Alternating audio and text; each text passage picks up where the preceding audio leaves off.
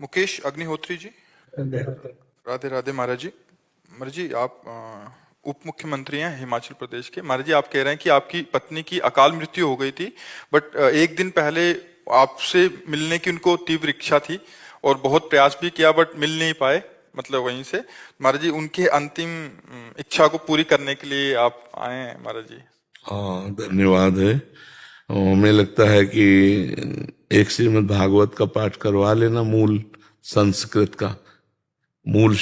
का पाठ भागवत का करवा के संकल्प करके अपनी पत्नी को दे दीजिएगा।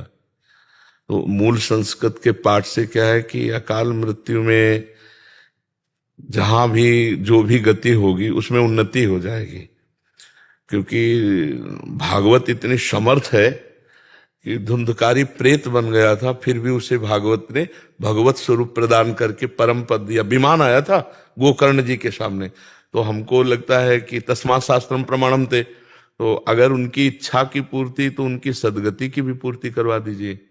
अगर आपको समय मिले तो 7 दिन स्वयं बैठकर सुनिए, और नहीं समय मिलता तो पुत्र या किसी को भी बैठाल दीजिए, और उत्तम जो संस्कृत के ज्ञान से परिपूर्ण है और जो विश्वास पूर्वक पूरे अध्यायों का पाठ कर सकते हैं, तो उनको उचित दक्षिणा दे करके पूजन करके 7 दिन अगर भागवत का पाठ हो और वो संकल्प करके उस जीवात्मा को दिया जाए जो आपकी पत्नी बन के आए, परम मंगल हो जाएगा। आप ऐसा कर लेना। शायद भगवान ने इसीलिए आपको भेजा होगा कि उसका मंगल हो जाए। जीव का मंगल होना, भगवान की लीला कथा और भगवान के भक्त, यही है जहां से मंगल होता है। यदि भक्त मिल गए तो भगवान की लीला कथा सुनने को मिल गई तो मंगल हो गई, और भगवान का नाम, ये सब मंगलमय है। तो अनुष्ठान भागवत का करवा लीजिएगा 7 दिन के लिए, और संकल्प करके पत्नी को दे दीजिएगा।